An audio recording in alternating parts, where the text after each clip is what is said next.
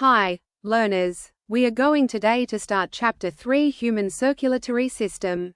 Subscribe our channel and hit notification bell icon. You can get information timely. Let's understand about blood composition and its function.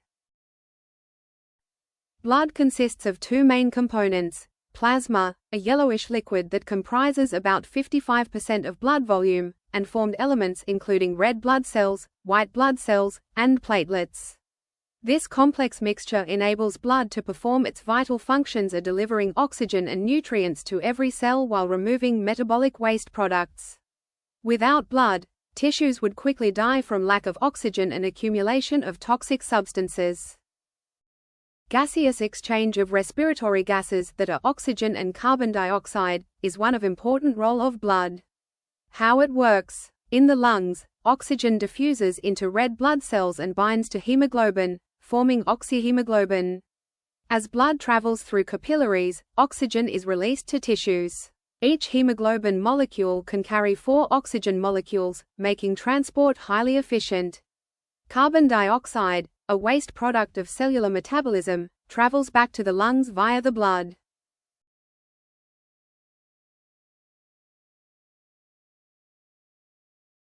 Another role is nutrients distribution. Blood plasma transports water-soluble vitamins like B and C, while lipoproteins carry fat-soluble vitamins A, D, E, and K. Essential minerals including iron, calcium, and zinc are delivered to cells for bone health, nerve function, and metabolic processes.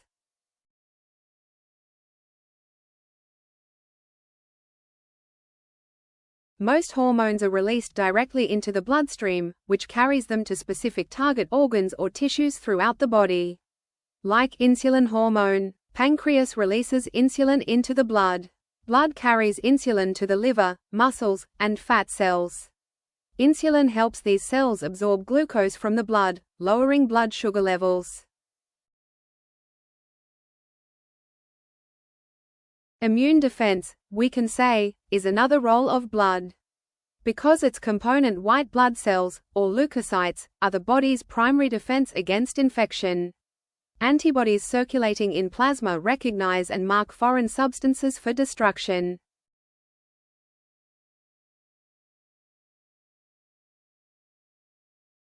Let's take a moment to revise what you have learned.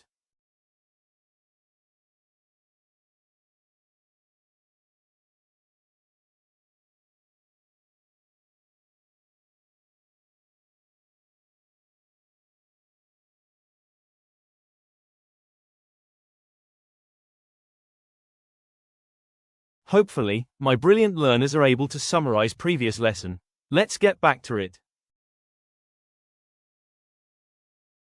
Blood clotting factors like fibrinogen and platelets, or we can say blood coagulation system, is a vital process that prevents excessive bleeding when blood vessels are injured. This complex cascade involves multiple components working together to seal wounds and protect the body. Optimum temperature that is 37 degrees Celsius, optimum pH regulation that is range between 7.35 to 7.45 and chemical balance are important functions that are maintained by blood. Waste removal. Blood carries waste from the body cells to kidneys for its removal from the body. What is composition of blood? Blood is composed of liquid portion called plasma and cell or cell-like bodies, red blood cells, white blood cells and platelets. Blood is a specialized connective tissue made up of plasma that makes 55% of total blood and formed elements, blood cells, that makes 45% of the total blood. After centrifugation of blood sample, you will observe some layers. Top yellow liquid part is plasma. Red blood cells are sedimented at bottom. Between two layers, you will see buffy coat that contains white blood cells and platelets. What is plasma or plasma contains what? 1. Plasma, about 55% of blood. Plasma is the liquid part of blood and consists of 90 to 92% water. 7 to 8% proteins, albumin, that maintains osmotic pressure. Globulins, that has role in immunity.